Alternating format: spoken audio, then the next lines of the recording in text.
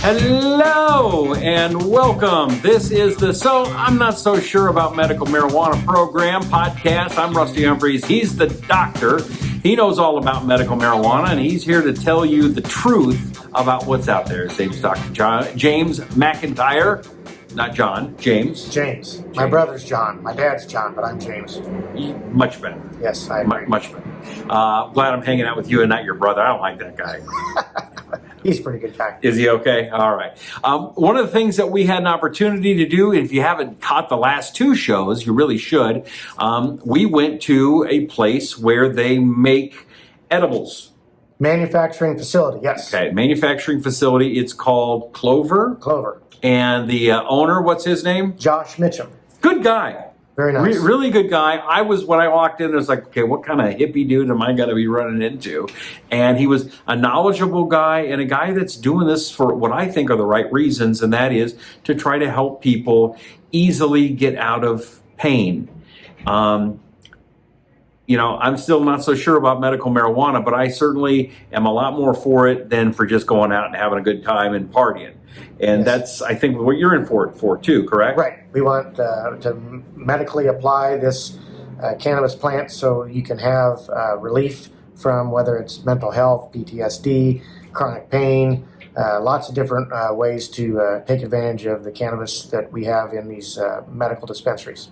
So last week I was driving by, it was cold, it was snowy, we're in Grandview, Missouri, and there's this giant line outside the dispensary, and you were saying it was because of the edibles we're in. Yes, so we get shipments of manufactured products, specifically edibles, which are very popular, and the word gets out that the shipment came into inventory, has been placed out for sale, and people just racing because they know they're not going to last more than a couple days. So we try to ration them, so you're only currently able to purchase 2 packages of edibles and 1 infused beverage at a time per visit, so we can serve as many patients as we can. Okay, what is the most popular edible?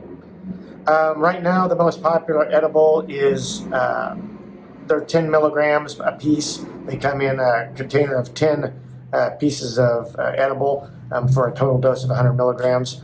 There's a couple different flavors that are close. So is it a sucker? Is it a gummy? It's a gummy. It's a gummy. Okay. Yes. It's amazing that I brought that up because we're going to go back to the place where they make those and let's look at how they make gummies. What do you think about that? That's very interesting. The place is state-of-the-art, top-notch. It's an impressive facility, and Josh and his staff have done a great job. All right, let's go to Clover and see how they make the gummies. This is our Gummy Kitchen, and we call it a Gummy Kitchen because we produce more than just one brand of gummies in here. As I mentioned, we produce both Wana and robots. And so we've got kind of the robot side of things over here and the Wana side over there on that side. So we'll take a little closer look.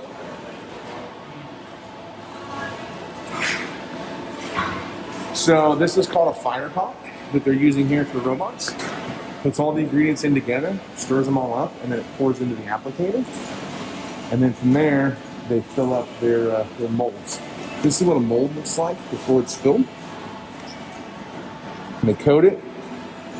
And the applicator, which they're cleaning out now, pull the lever, fills it up, just starts filling up all the individual. And they come out on the trays.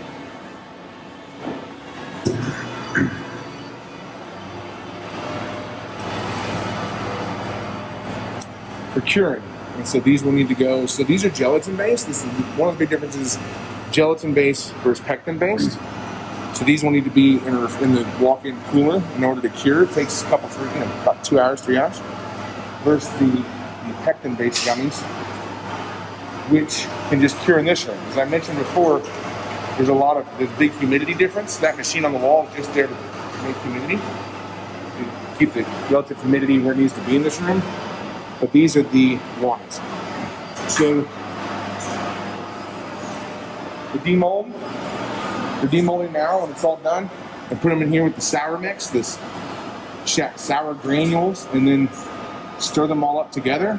They'll sit and wait for testing results to come back. then they'll start packaging. So once testing results are in, it goes back over here. What are you testing for? To make sure we got the potency correct, mainly to make sure that each of these has 10 milligrams, and we're not, customers aren't getting a big swing. 11 or 9 or whatever. Right. So does it make much of a difference? 5 or 20. Okay. Oh yes, it really can. I mean, if this team doesn't stir those pots correctly and get the dosing in right, yeah, this thing can come out where half the batch is totally chock full of THC and the other half has nothing. That was a problem in the early days of cannabis. Especially with like candy bars. You used to get a candy bar before the testing was really good. Half the candy bar would have 0, and the other half would have like all 100 milligrams. So. But as you can see, two very different styles, two very different products. They complement each other well on the shelf. Folks either really love the pectin-based or they really love the gelatin-based. And so, again, it was, it's kind of odd because when we talked to the two, you would think they'd be like, no, you can't produce a competitor. But the reality is this industry is like a big family in a lot of ways. Don't get me wrong, there are groups that don't like each other, groups that don't work with each other, but all of our brand partners, they all realize, hey, you know what? Competition on the shelf is good. It's not a bad thing, right? If you're only selling one thing, people will go to a different store to get the other. So a lot of times, people come in, they're going to buy one of each. So, this is our gummy kitchen. Don't forget, guys. These guys brought the lunches for you today. Thanks very much. So, we'll do a little podcast. So. Thank you. Yeah, it's fantastic. I like that.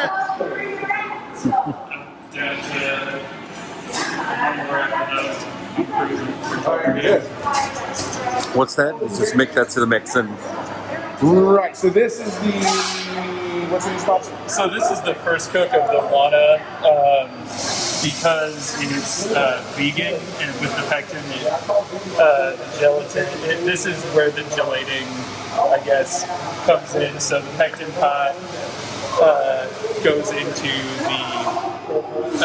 a sugar pot, and then it will be dosed and go over to second cook, where they'll cook off the moisture. So right here, I'm just combining the pectin pots with the sugar pots, so that once there's as the flow continues, they can be dosed and turned into gummies. This is where it starts, or the end of where it starts. Is the candy process kind of difficult? It's very precise. I've done a lot of cooking before. I've never had to be quite this mindful of recipes or temperatures, especially. And I've never worked in a room where the humidity came pouring out of a box on the wall. It looks like a hard stir.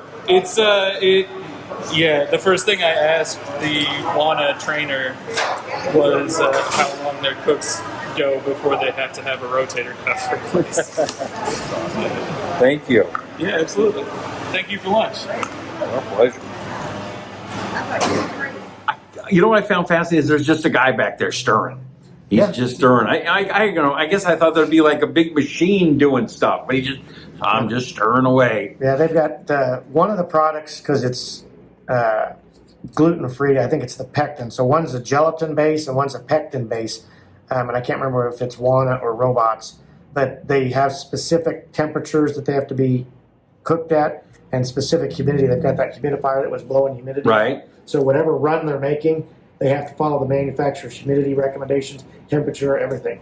And did you get the difference between the gelatin and the pectin? Just it's whether or not it has gluten in it or not.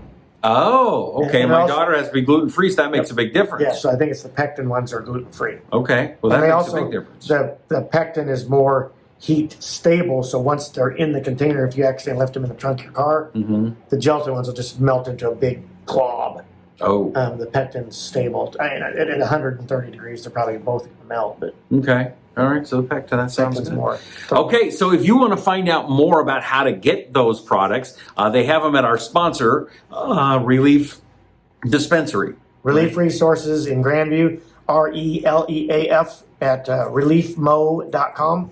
Go there, check it. And on the website, as I understand, you can kind of find out if they have our full menu, and if we try to keep our menu updated, If something is out of stock, then we take it down. So if you can see we have edibles live on our menu, then they're here. All right, so we're going to do a show of frequently asked questions, but there really is the biggest one that drives you crazy, which is, do you have edibles today? and the answer is usually no, right? Yeah, we have edibles usually for 2 to 3 days out of that week, and then 2 or 3 days a week usually. yes. Okay.